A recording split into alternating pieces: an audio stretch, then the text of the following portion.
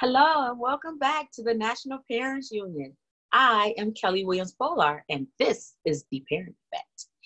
I am having a return interviewer. I'm so excited. His name is Coach JoJo, Kenny Smith. Are you there, Kenny?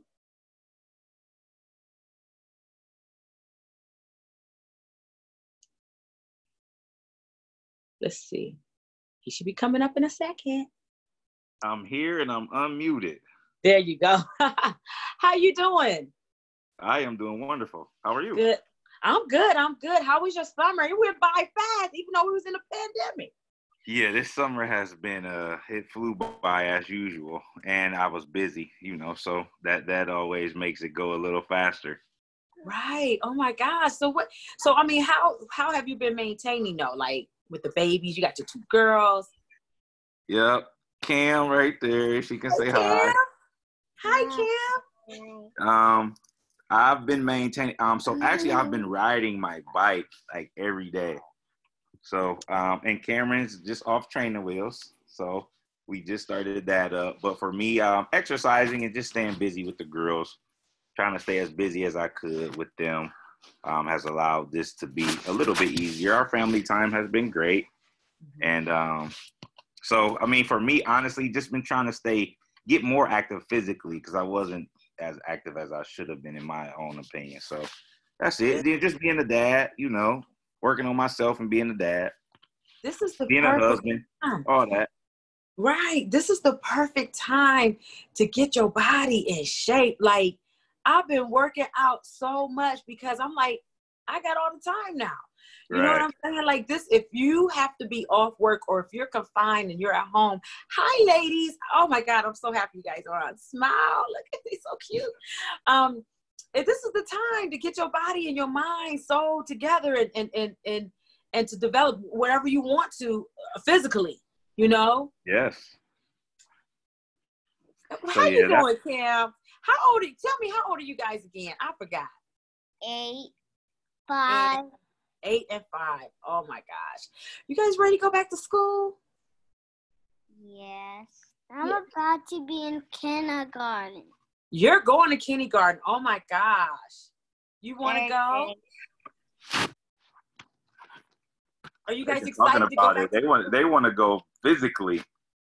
Yeah. They want to physically be in the building. So this pandemic and all of this, coronavirus stuff has not been the greatest news, in terms of that. They would like to go to the building, but we just gonna have to. I mean, I don't know. We got to keep rolling with what's going on. It is what it is, and we just gonna have to roll with it and deal with it. And hey, that's just life.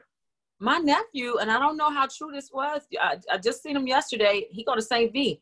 He told me that they're going back 5 days a week like nothing ever happened.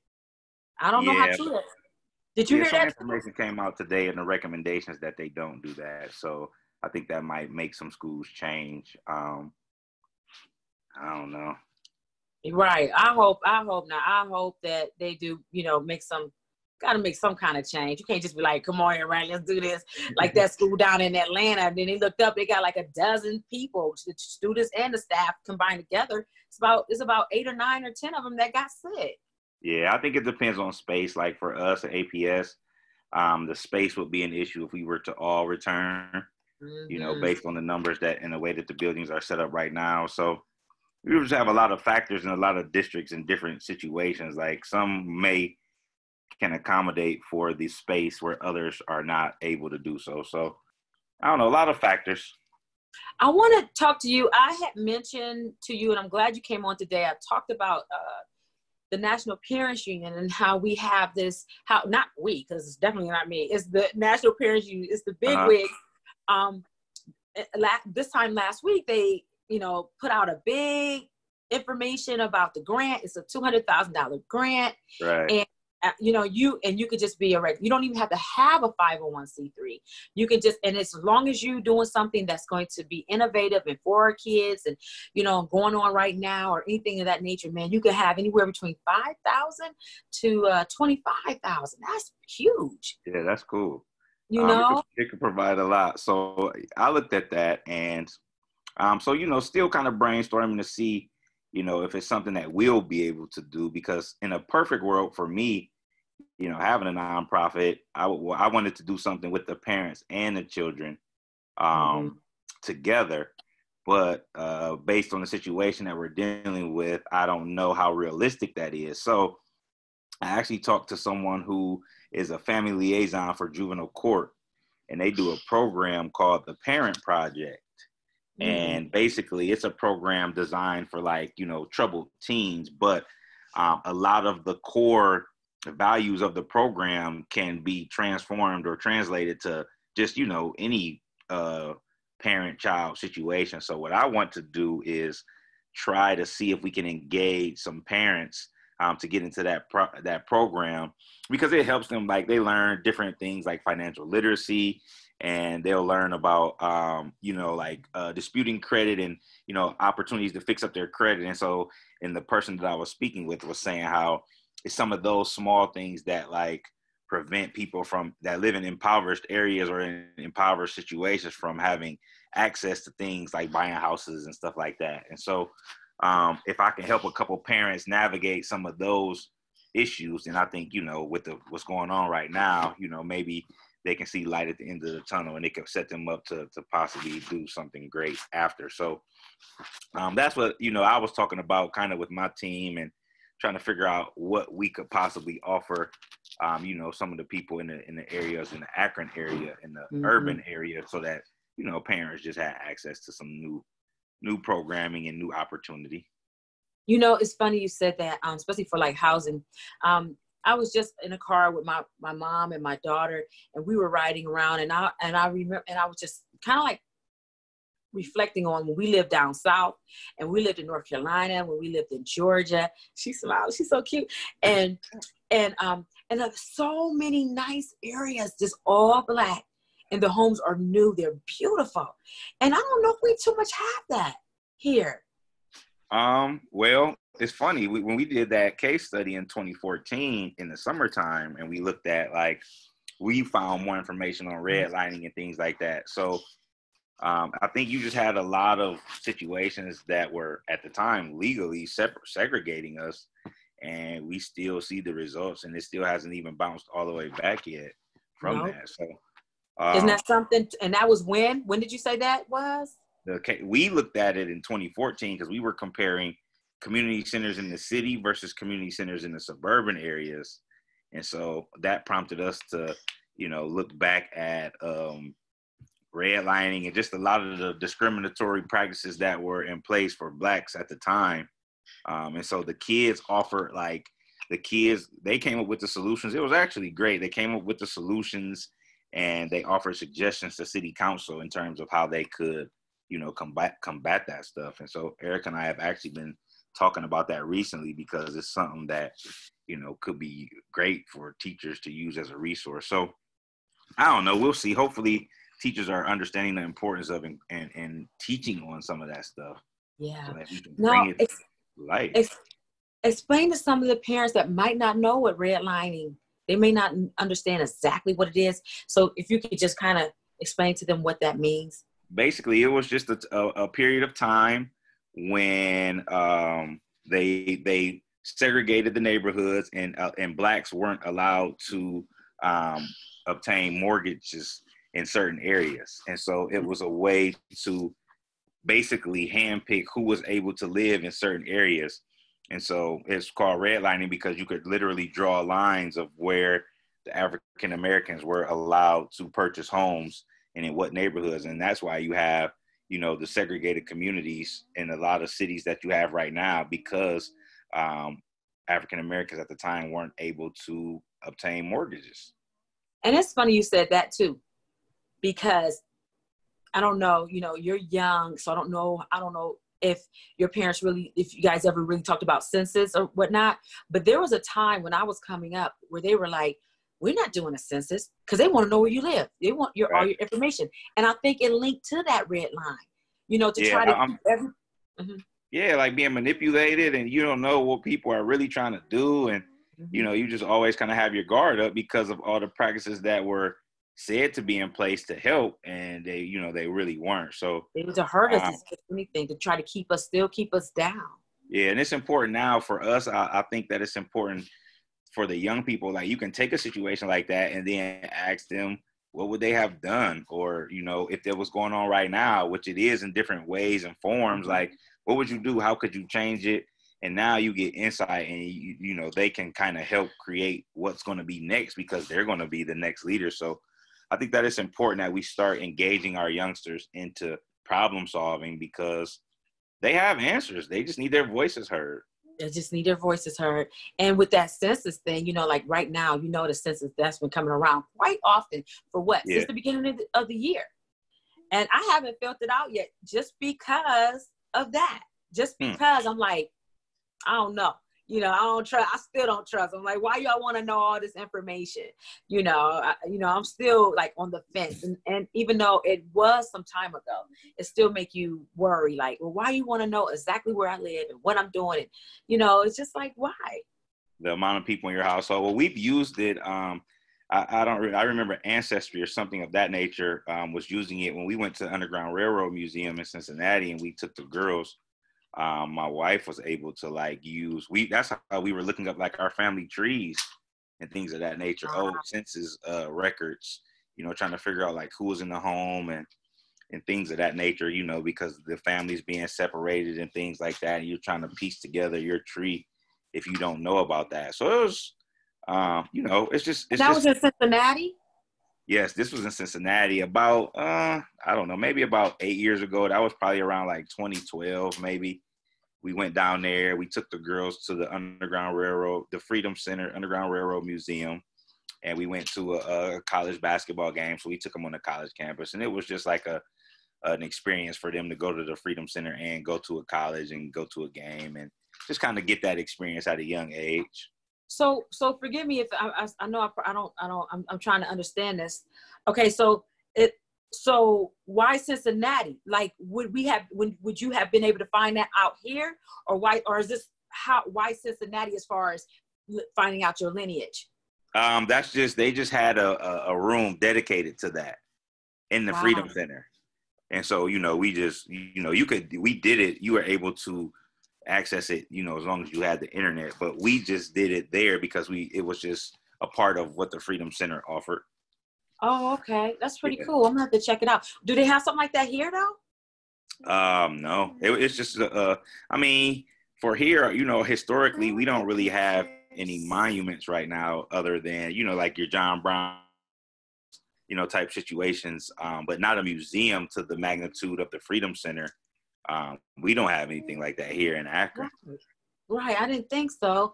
And I haven't, sad to say, I haven't even been to the John Brown. Well, that was a part of the curriculum. We went for field trips in elementary school. Did you? We didn't go. Let me see what we do. The best thing we went to. No, we didn't do anything like that. And I went to Stewart, Schumacher. And then end up going to Jennings and North. But we didn't do none of that. Like, we might have went to that old school. You should have went to Rankin. Rankin, man. Rankin had y'all lit. You like, look, this is where we going. Yeah, we was going places. I went to New York in 5th grade at Rankin. What? We went to New York City. To do what? What was y'all doing up there? It was a trip. It was a overnight trip. We stayed like 4 days, 3 nights. One of our teachers actually ended up moving there, but he was big on it, and we went. It was a huge deal. We talk about it still to this day, laughing about that New York trip. I bet. That sounds really exciting, man, because New York was popping in and popping out. And the thing about New York, did you guys go to the Liberty? Did you go see the Statue of Liberty? Uh-huh. Yeah, we went to a Broadway play because our teacher was really was a part of it. We saw a lot, and that was when you had what's the name of the cameras? The old cameras. I don't remember the name of them. What kind of cameras you had when you had to take the pictures and then bring them home and take the camera Kodak. and get them developed? Kodak. Those were the kind of cameras that we had then taking pictures. Oh wait, yeah, no, not Kodak. But I know you're talking about the instant where you take it somewhere and you take it to like CVS, then they'll give it back to you. Oh my gosh! So let me see the girls now. The girls actually created something today, so it was funny. They have these parachutes, They've So, been so we just try creative, huh? to keep them busy, but Yeah. they'll find little projects on their own. You want to talk about the parachute real quick? Let me see it. We made a parachute with ribbon, a toilet paper roll, markers, colored pencils, and tape. That is so nice. Oh my gosh. Yeah. Can you guys show me? What do? You throw it up in the air or what? You throw it up in the air. Can we see an example? Look at you guys. Can we see an example? Yes. All right. Wow. I want both of you to do it. Look, she get.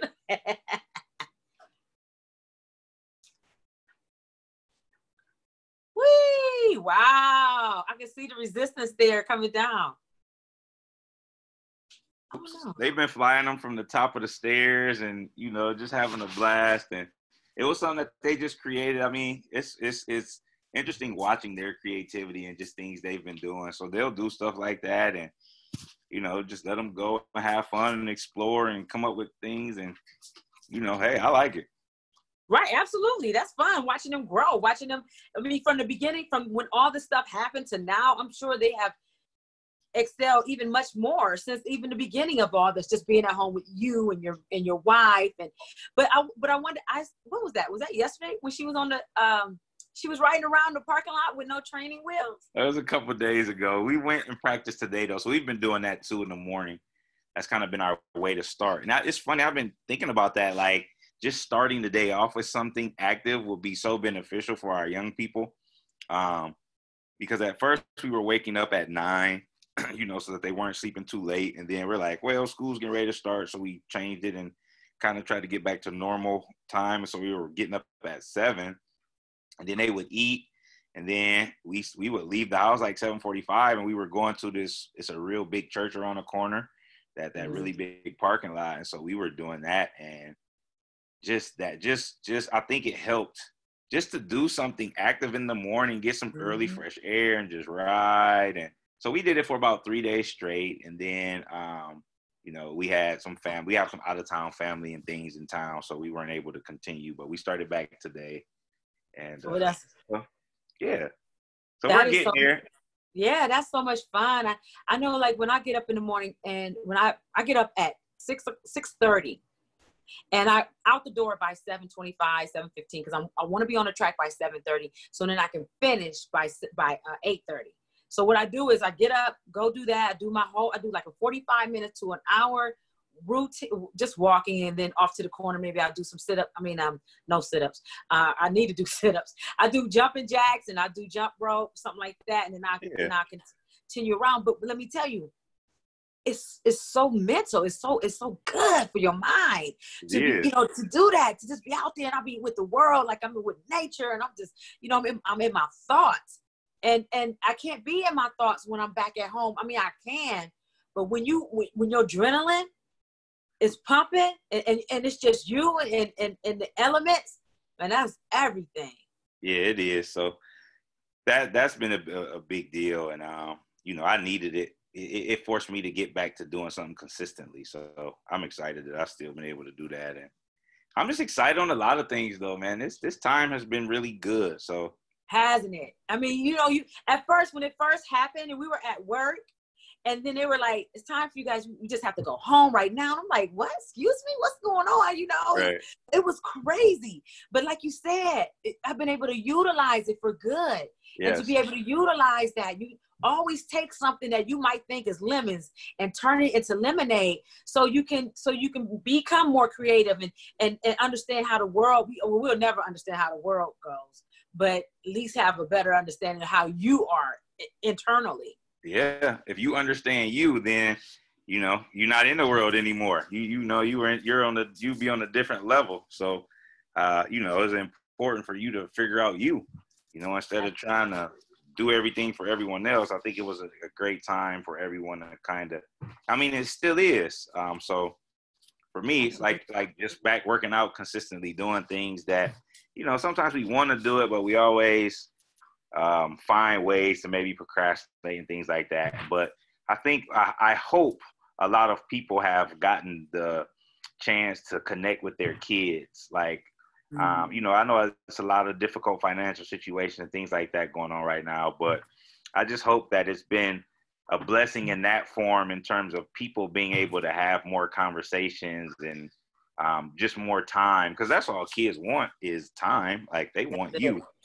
That's it. So I hope that the parents out there, I hope that they understand the importance of, you know, the opportunity that this presented and taking advantage of that.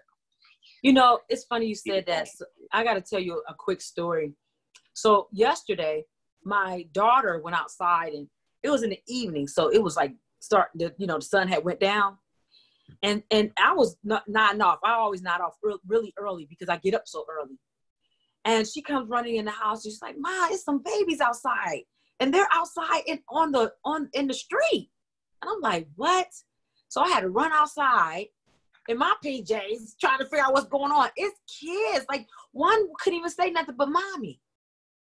And so I was so mad. I was like, and then the biggest one couldn't have been no more than about 4.5, if that. He's a tiny little boy. And he trying to control three little ones, three other little, it was like 4 of them. So I was like, come on, we got to go home. Cause I mean, it was like cars trying to get by. It was like, you know, what do you do about that? And such, you know, and I've been such this, you know, trying to do right, trying to be, you know, this advocacy work that I'm doing.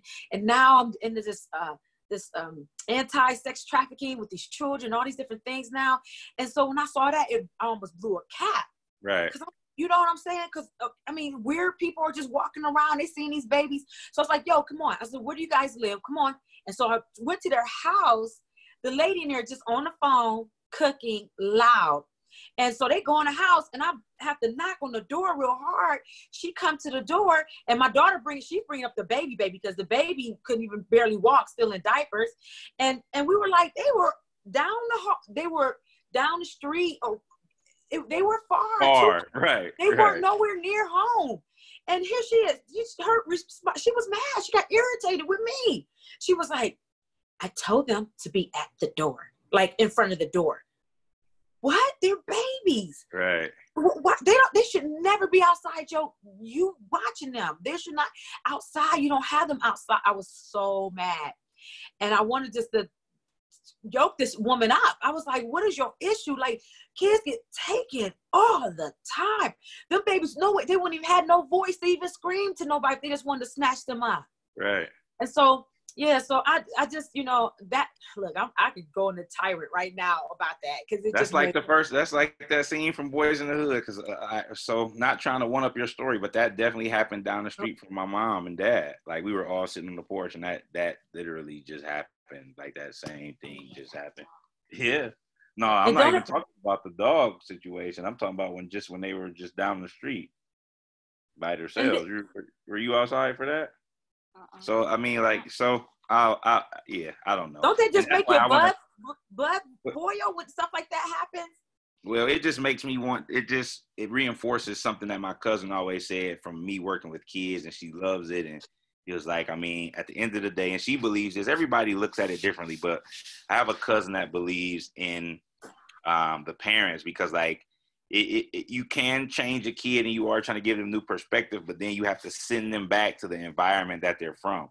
And so my cousin has just always said, you know, she loves, that's why she works with parents. Like, you know, she was big on that. Like, we have to try to make some type of, even if it's small change at home, just help them to open their minds up and look at things a little bit differently. So, you know, everybody has different perspectives on it, but we definitely have to get these parents to understand, you know, how important it is for them.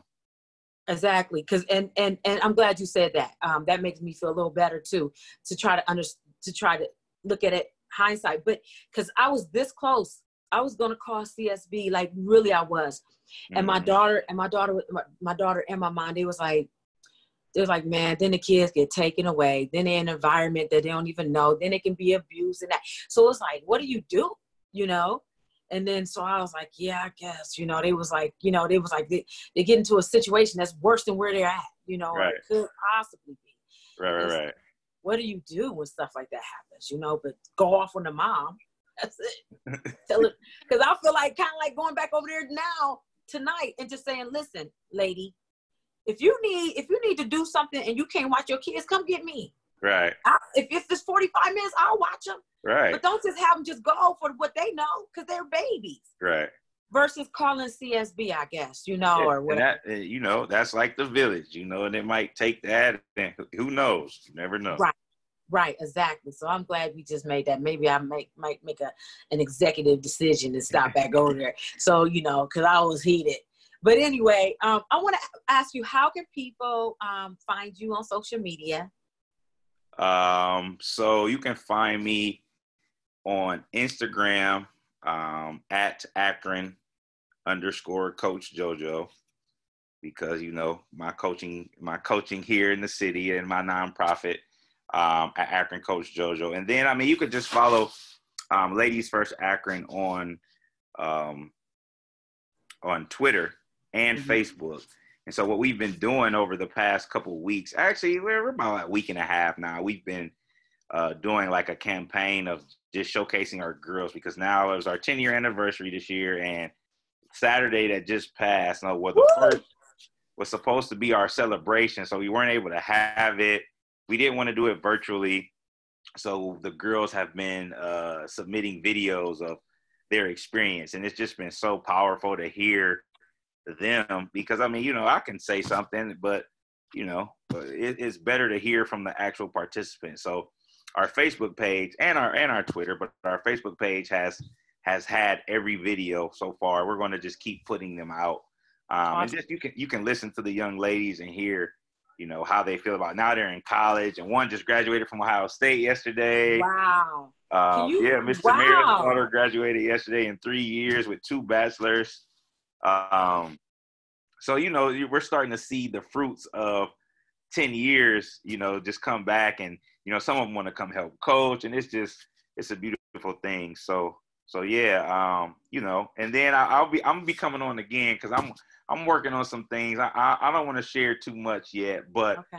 I'll just say this. I'll share this. So I'm a father of 2 daughters, and when I found out I was going to be a dad, like, that's the most rewarding thing ever. And so I started looking for books, children's books, because I started reading to the girls when they were in the womb, and there weren't many children's books that were represented people of color, where they were like in speaking roles and things like that. And so I there are some, and but there's a need for that. So I felt like I could contribute to that need. So yes, I have some things brewing in terms of children's books and people of color being represented in some of these books, and fathers, like fathers, they're always talking bad about the dads.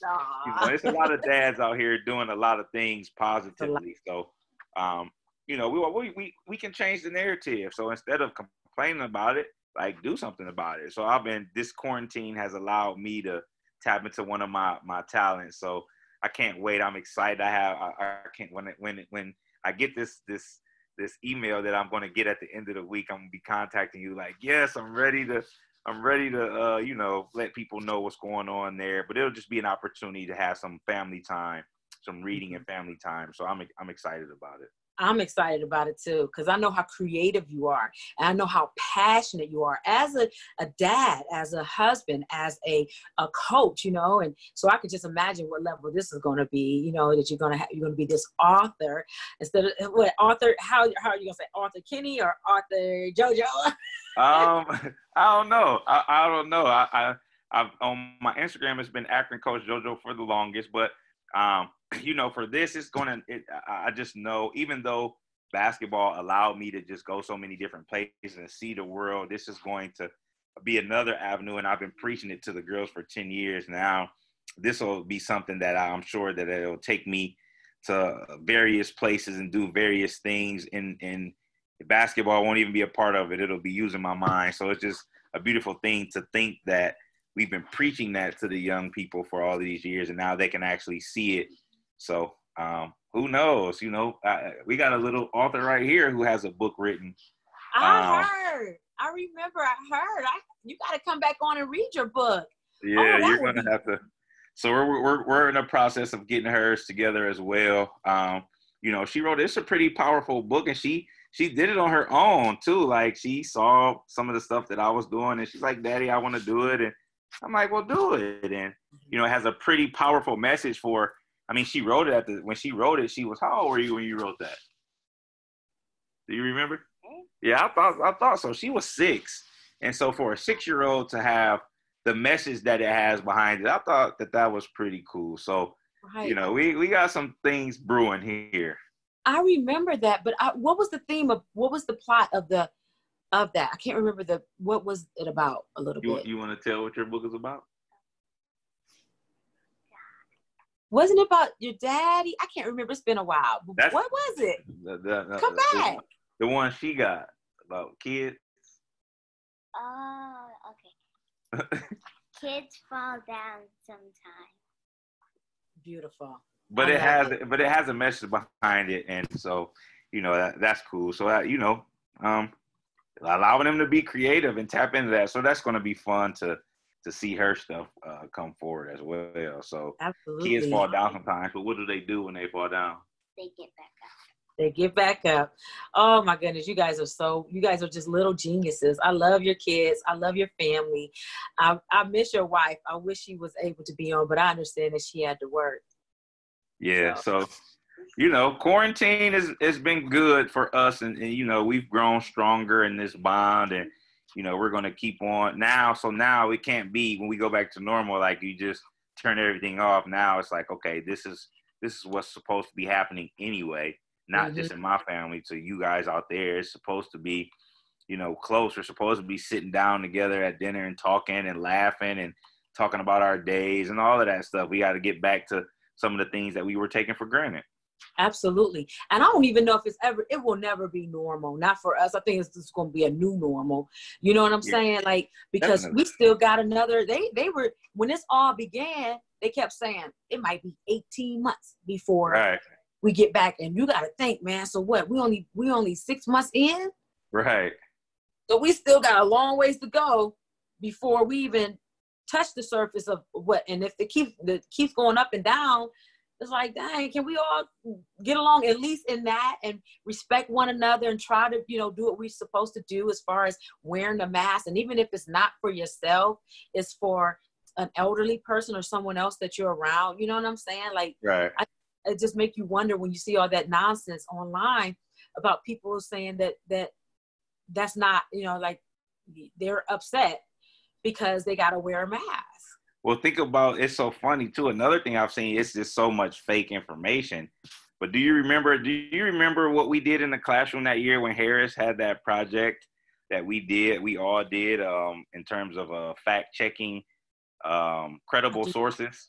Yes. He did that, and it's so relevant to right now. And like that was 5 years ago, you know what I'm saying? Like that was so long ago, but we laugh about it now because I'm like, man, I just see stuff and I'm like, these parents and kids need to, they need to take they need that lesson that you gave, and me and Harris to laugh about it. But for real, it was huge. And our kids didn't really understand how valuable it was. I mean, you know how it is. You get older and you're like, oh, okay, yeah, that was valuable, but it was dope. That was good information, and more parents and more people just need to know more about that. I'm trying to think.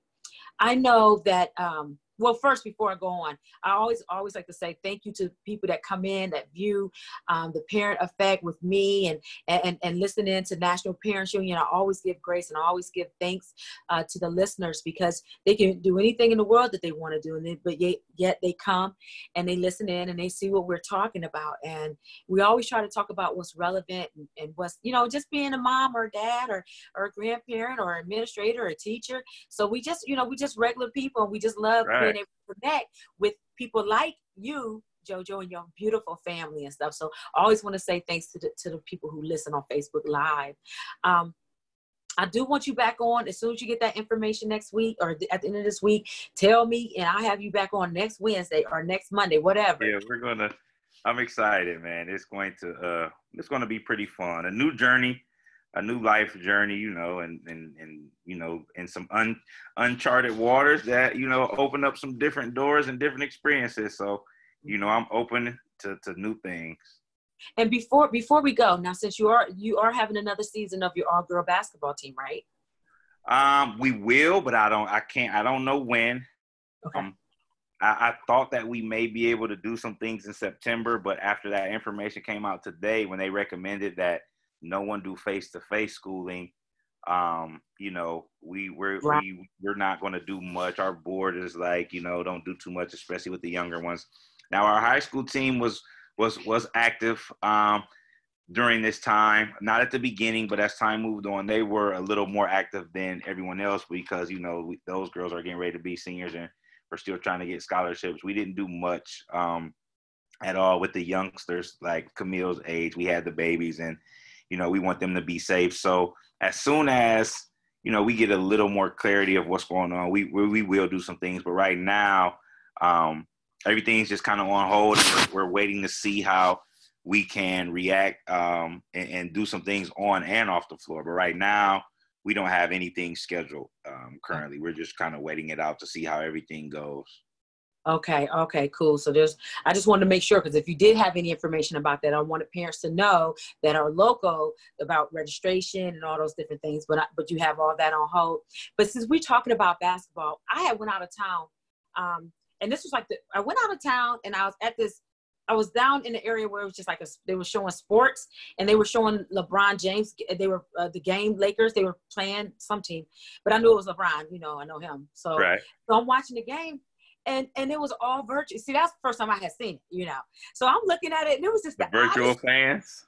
I was like, oh man, this is not cool, because it was just so weird. Like to see them playing. It was almost like a game. Like I remember like watching my brother or my ex-husband playing a game.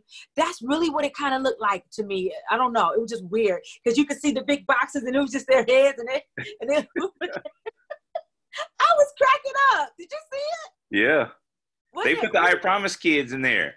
The I Promise kids, the kids from the I Promise school were the fans at one of the Laker games recently. Oh, wow. That's so cool. I didn't know that. Yeah. So, yeah. Yeah, they play overseas. They play overseas without fans. Fans have gotten banned and kicked out. So, you know, the game, they're still competitive and they're still playing. And it shows you that one thing that it has shown is that if you are in a space that everything can be contained, because they're in the bubble. The WNBA is in the bubble. Now, I know it's different with other sports because of the amount of players, but it shows you that, you know, this is something that we'll be able to defeat, you know, with time. So we just got to keep moving forward and finding the positive things and all.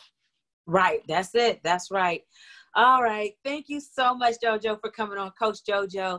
I really appreciate it. I'm so happy your girls got a chance to come on. Maybe next time they could actually read me their book, you know, and stuff. Yeah, that'll be cool. So yeah, the next time we come on, it'll definitely be book related. So we'll get that going and we'll let you know when that's going to take place. Yes, absolutely. And also just to make sure, do you have anything else you want to say before we go? Parents, just make sure that you are doing stuff with your kids, even if it's just small things. Just keep doing things with your kids and they'll remember it forever. Absolutely. All right. Thank you so much. God bless you. And I will see you soon. All right. Have a good one. You too. Bye-bye. Bye.